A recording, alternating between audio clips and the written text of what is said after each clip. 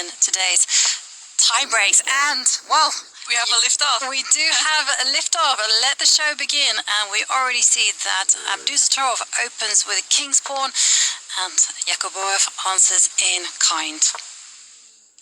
Yes. And we have a ducal piano. Not yet. Not yet. Not yet. Bishop c5 is not played just yet, right? So, well, now we do. And yeah, technically, Gioco Piano, you call the one with d3, right? So that could be some crazy gambits and stuff, but no. Yeah, so castles, knight f6, d3. I think we've seen Abdusattorov playing this one. d7, d6. And what will happen? c3 played. c3, so now knight c3, h6, and you know, this symmetrical. Right, so a5 is the move, a6 is the move, right? Any move, yeah. Not quite, not a5 played, preventing a5, e4. yeah, okay. Will it be difficult for the two players to adjust to playing blitz? Yeah. Especially Yakubboev, you know, he's just come off of quite a tense, long endgame. Fatigue might, but I don't think it is very hard for them to adjust. Yeah. Because they are known as a very good speed player. Yeah, well, you know, like being a good blitz player and playing kind of two games mini-match after the classical event is like different things, right? Because you just kind of for 9 days you had this rhythm of when you ran out of time, that means 30 seconds for the move, and now it means 3 seconds for the move. So that's a big difference. Like, because yeah, like some stuff just kind of getting inbuilt in your head that yeah, you've made a move, you have 30 seconds, now you have 3 seconds. So, when you are like really short on time, you have to be super quick. So bishop to a7, h3. So far, I don't think anything new has happened. Nothing new, but... Well, an extra minute. Look, an extra minute for Abdusattorov already. H7, h6. Aha, and now this is the tricky part. Maybe Yakubboev is planning to play g5 and then push it to g4. Now white already castled. It might be a good idea. But too optimistic. Well, maybe we will see a plan like that because it is a blitz game and you can traditionally play in a more risky style. But okay, castles on the board, and we'll see how Nodirbek actually handles this. And I remember that you were mentioning that it is actually possible to go bishop e6. Yeah, here with the pawn on a5, that's... You cannot go before afterwards. The wisdom is that you can play bishop e6. Black instead goes knight to e7. Also very common to bring this knight to g6, knight g3, knight g6. And now if you play, say, bishop b3, no, he didn't. He played d4, yeah? Or d4. Yeah, d4. Eventually he goes d4. So now the big question is, what do you do? Capture on d4 and d5. Yeah, there's always a question. Yeah. Like when you went d4 and you've built this center, but yeah, like after e takes, c takes, there's always d5 that you have to account for. And he took on d4. He captures on d4, right? C Pawn d4, takes. and then d5 is d5 on the card. And it is on the board. So yeah, I'm not quite sure if white is so happy with the results of the opening. We'll see. Pawn takes pawn, takes, knight takes. Knight takes, and will there be pressure applied? Yeah, like how do we apply pressure on this d5 knight? It's a big question, right? Well, so queen b3, there is c6.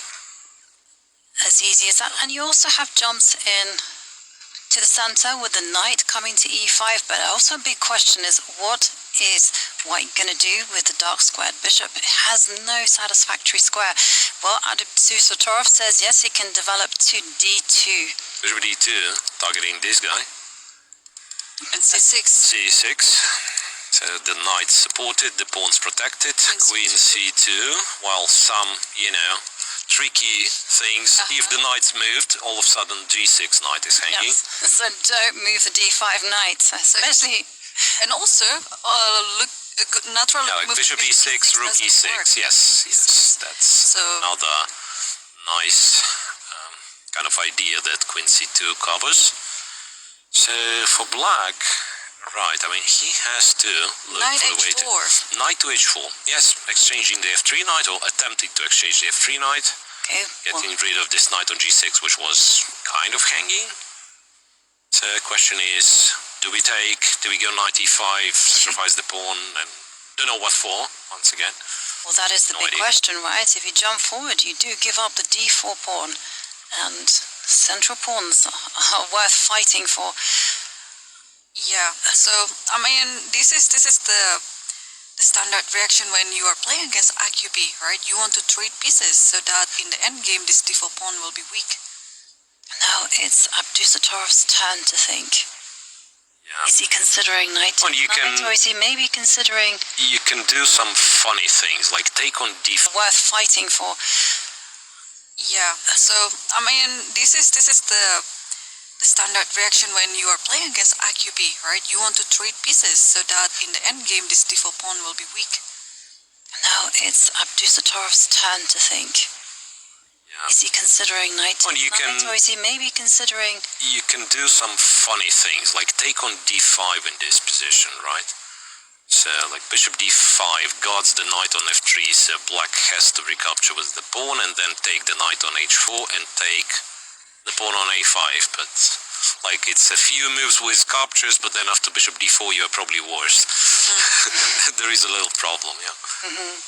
maybe it's just time to go all in, jump in with a knight to the center, just disregard material and Yeah, like for the blitz game, interesting. I'd be reasonably happy. Just put the knight on e5, bishop d4, rook a d1, you know, without much calculation. I know my pieces are playing and so on, but yeah, this is not how these guys are playing chess. no, Everything has to be calculated. Abdusattorov now down to under 2 minutes and 20 seconds. And we captures the knight. Queen jumps forward, So and it queen is takes. possible for white to actually capture the pawn on a5, but that would be a mistake after bishop takes pawn, and suddenly there is a double threat against the knight and the bishop. And rook e4 is on Rook the e4. board, Rook e4. attacking d4 and also attacking the queen at the same time. Queen went to f6. And then white has to be careful because what can it be? I thought bishop f5 was a good move, but there is still. Yeah, white has to be careful, period, right? I mean, why not? Also, bishop d4 maybe is Bishop d4 is a threat right now. could be a threat because some knight h5 you'd have queen g6 pinning the rook. Yeah, that. Even out of this relatively simple position, they've managed to create something very, very tactical. Yeah, rook takes rook f4. Oh, sorry, bishop takes rook f4. I thought was well, an interesting attempt. So let's see if it holds through. No, Now black has an extra minute. So Abdusattorov, yeah, was playing very fast, but then spent some time and couldn't find any really good. but the position still has a lot of danger for both sides. You know, white's rook on f4 is primed for an attack against the black king. Queen g6. Queen g6. Wait a second. So queen g6. Now, if white trades the queens, And he well, does. yeah, trades the queens, captures on f8, perhaps. Can he? And then just play bishop e3 maybe. And you can capture also on a5. Oh, like takes on a5, but still after bishop d4, bishop's very active, right? So knight e2, right? Knight e2. So this way, knight equals f4, c3. So if the dark square bishops would be exchanged, white would be perhaps even slightly better, okay, with potential to be slightly better. Right? Yeah, this knight f4 is a threat, but also bishop a5. Should black do something with this? Yes, and black just Bishop did b6, yeah, bishop b6 because the pawn was... So maybe now protect d4 and then play knight f4. Okay, let's say bishop e3 first, so bishop c3. Yeah, it's always the question where you want Yeah, this where bishop, you want to go, yeah? where you want He this did rook c1. stupid bishop to go, because it will be stupid either on c3 or e3. g3, right? So rook to c1, fine, but then black can do bishop e6, knight f4, bishop f7, right? Be solid for now. There's also g5, just to restrict, to take away the square. Yeah, maybe after rook c1, I think the idea is to play knight c3 and then just put the knight on b5, because after knight c3 you're forced to play bishop e6. I might take the pawn. Yeah, taking the pawn, taking d5. Oh yeah, b2 is also hanging, so maybe that's not... Yeah, like, in general, with two bishops, you would prefer for these two pawns not to be there, right? He's reaching for the bishop. Right. It's going to develop to e6. Bishop to e6. Yeah, bishop e6, and the idea is to meet knight to f4 with bishop f7, just safely securing both weak pawns on g6 and will be d5. protected. Yes. So now, since f4 is still an option, we can go bishop f4, bishop e5, because I'm looking at the good square for the bishop. Both players now around the minute mark, and just bear in mind they are only getting a 3-second increment. And a tricky move from Abdusattorov on the board. Rook c3 threatening rook to b3 and perhaps winning material. So Yakubboev needs to be careful. Rook c8. Which looks like a blunder after knight f4, but you can take the b3. Rook b3. Rook b3. This was the whole idea. Yes, but after rook c6.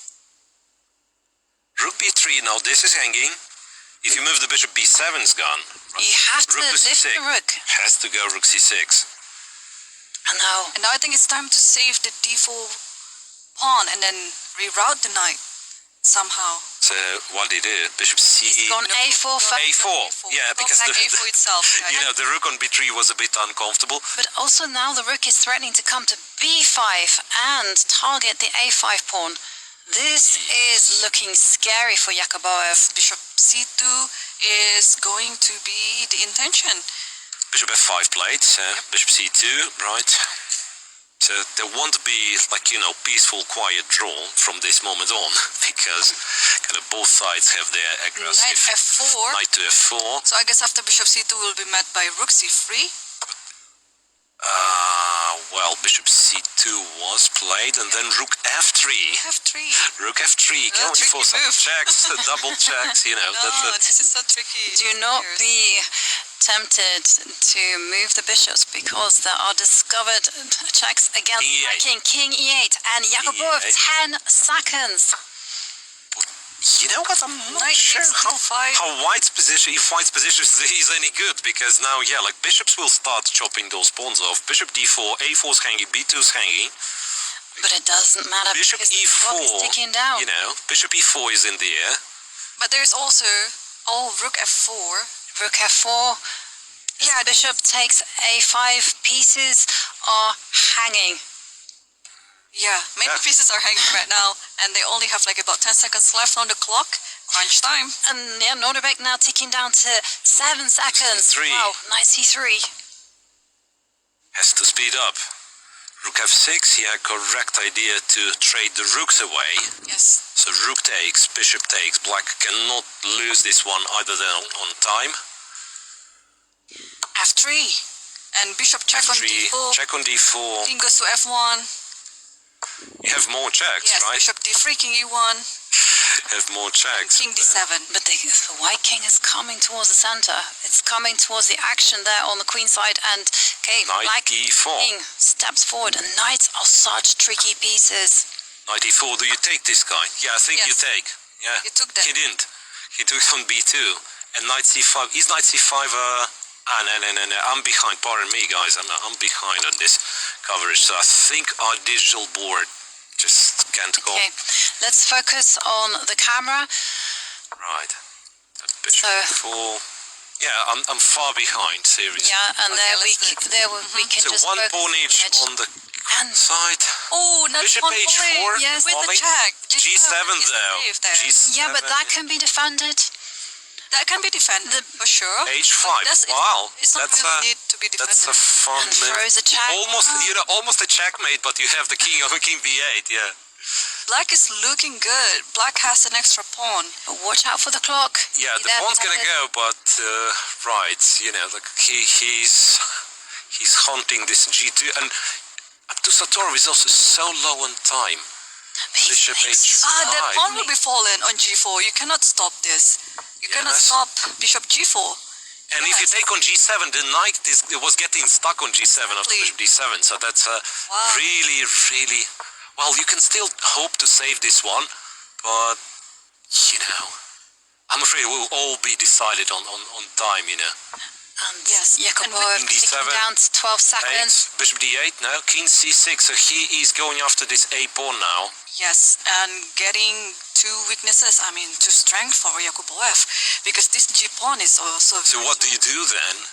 Do you try to... King B5 now. Yeah, you do play King B5 for black, I think. Yeah, that's what black does.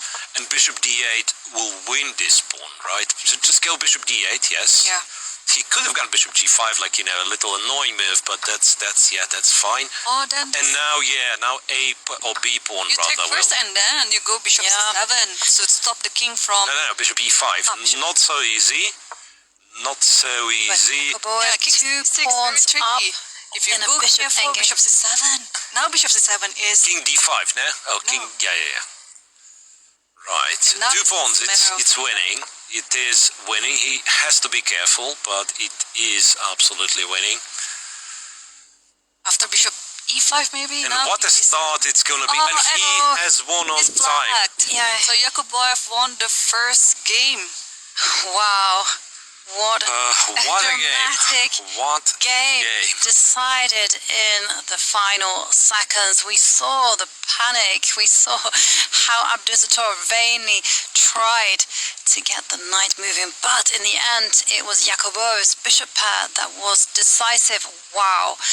Well, that means that Abdusattorov now is in a must-win situation with the black pieces. What's it gonna take? Why anything can still happen? I just don't, you know, I'm still in shock how they can end it like that, because it looks like white was just in control, but somehow with all this time scramble, Yakubboev proven to be a better player. And for Yakubboev, what's it gonna be? He has the white pieces. How should he play? I think just solid opening, maybe.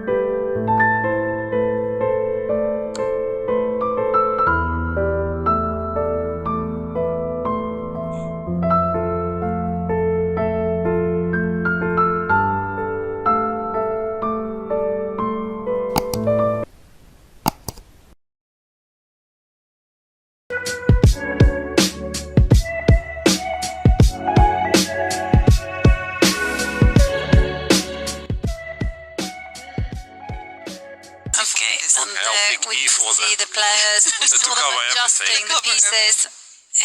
Everything is building up to this moment. Nodirbek Abdusattorov needs to win if he wants to take the match to D4. further tie Okay. breaks. And then we do see him opening with the queen's pawn. Knight F3 is such a, E6. such an annoying move to see. Okay, and then we Right, see Bishop D4 check, so which is known as Bogo Indian, right? But after Bishop D2, he did not trade but go to E7, Knight C3, and castles short. You pretty much allow White to go E4. Well, then the play gets very complicated, and surely that is what Abdusattorov wants, because after E4, D5, then we have one of the sharpest lines. And, well, Yakubboev says absolutely, game on. I'll take your challenge. E4 is there. Yeah, but that's what you do, I think, when you are in a must-win situation. You should not ignore the most principal moves. That's very kind of harmful mindset. So you say, okay, this is dangerous, I'll play something safer, and you end up in a worse position, like with no chances, strangely. And so I totally support going E4, and then what would you think to be? CD, ED, and Well, you have a choice. You can push forward. Yeah, like you go E5 immediately or take first. Yeah, okay, he's gone E5, knight E4, then he captures on D5. Knight takes D2 was played. CD5, D5, bishop D3, knight takes D2. Yes. So he takes bishop D3, knight D2, Queen D2, queen knight D2, and C6. knight to C6. Looking good for white. Well, Well, we still depends. Like, have that imbalance, right? Black this time has the bishop pair, and white does have a fantastic bishop on D4, D3. D4 is a potential target, and from my experience in Bogo Indian, that F4 would mean that white's center is completely secure. Like with the pawn on F2, it's not as much. So castle short. Bishop G4. And the bishop came out to put pressure on the center immediately. You can pull the bishop back to E2. Yeah, and he does. Bishop E2, F6. Very thematic in his position to play F6. Right. And now the question is, how is white gonna react? Remember, Yakubboev just needs a draw to take first place in That's a weak Qatar pawn, Masters. So H3, bishop H5. Do you go G4? No, that's exactly something that you would like to avoid, right? Yeah. But other than that, Rook D1 or Rook Rook D1? to E1. Rook A1 D1. to... Oh, D1. D1, yeah. Okay, so saying like, H8. whenever we trade everything, D5 will be hanging. Yes. King to H8. Very strong. Understandable. The question is, can white or should white push the pawn to E6? Because queen D6 now is not that nice because of knight B5, right? So Another E6. principal move, Rook FE1.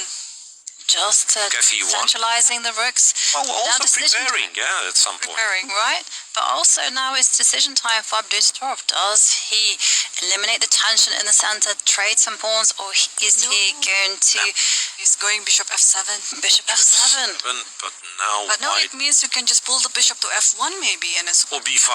Or B5. You or know. back to D3. And it's gone to B5. Bishop to B5 B5, yeah. Because, one thing you'd like when you're happy with the draw is...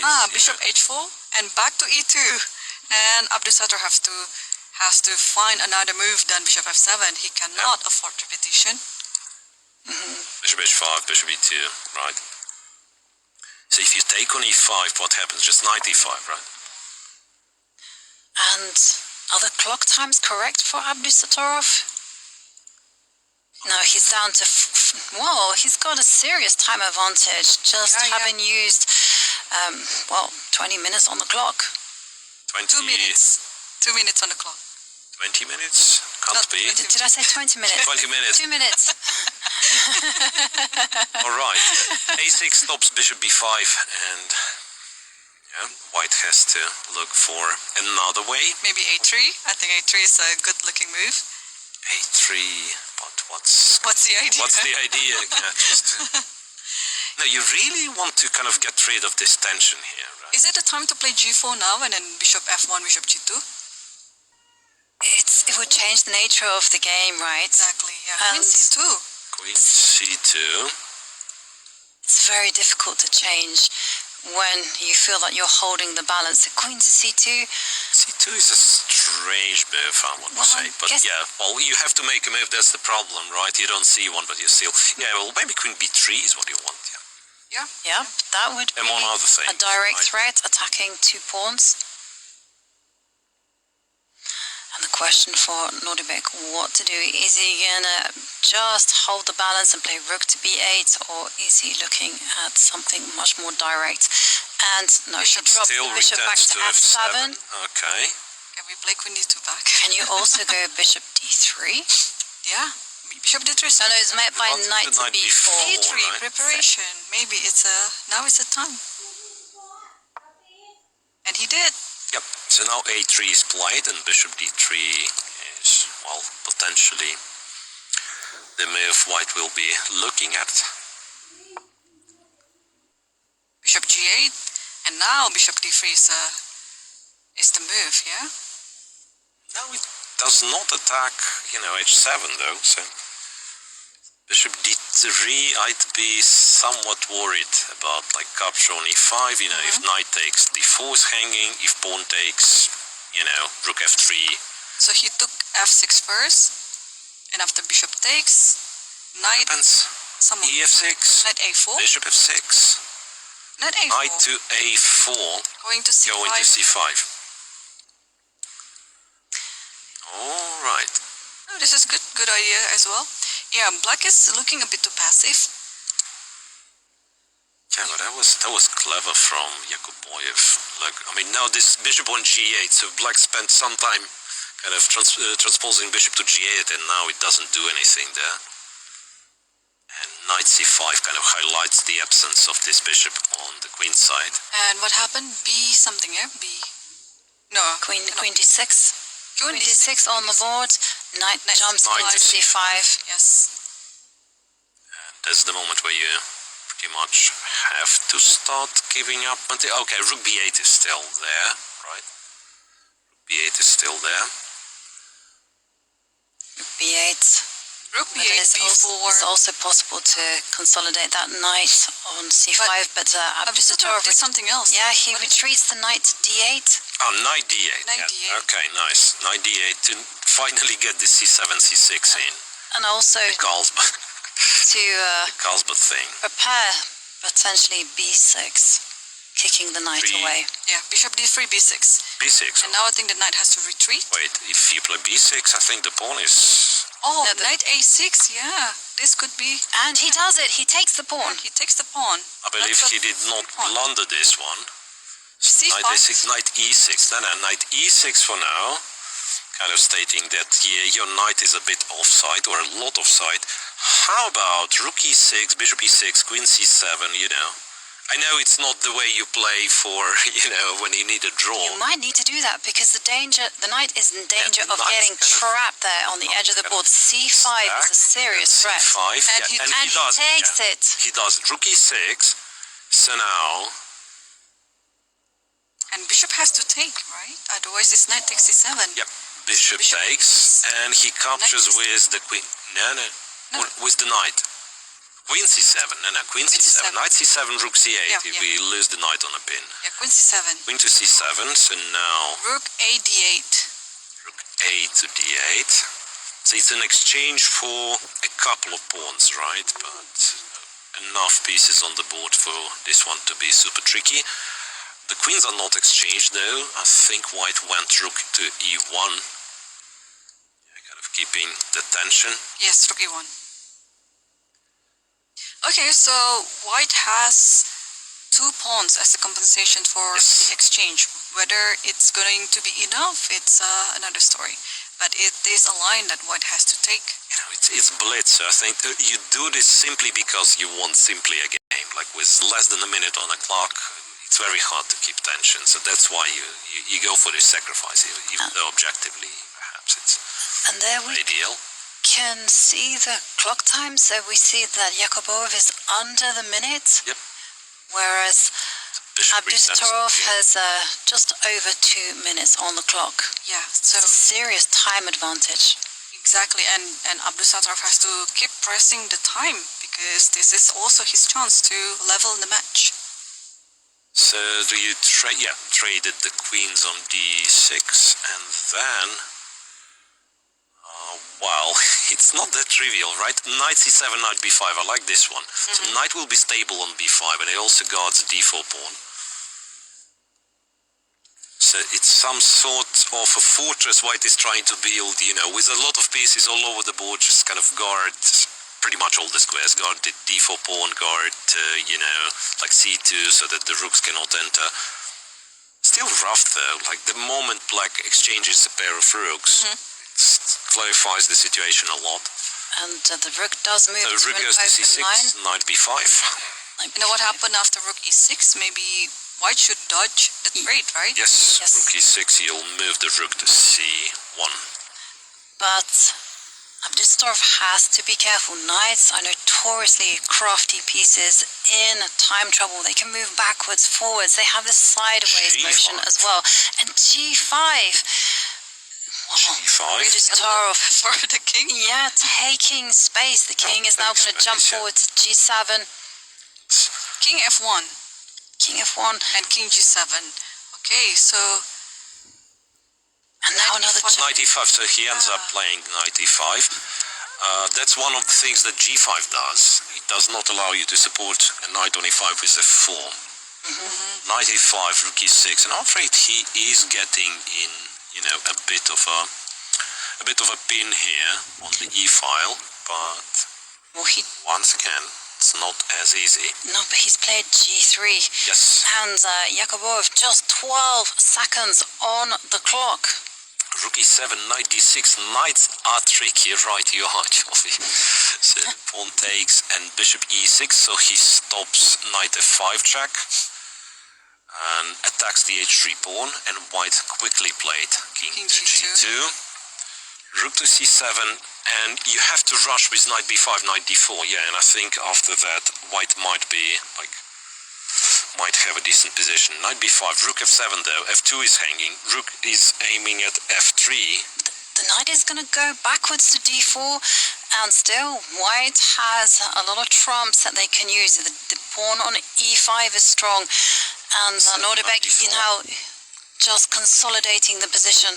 Yeah, honestly, I think now is the moment where White is not objectively in danger. I think White's position should be good.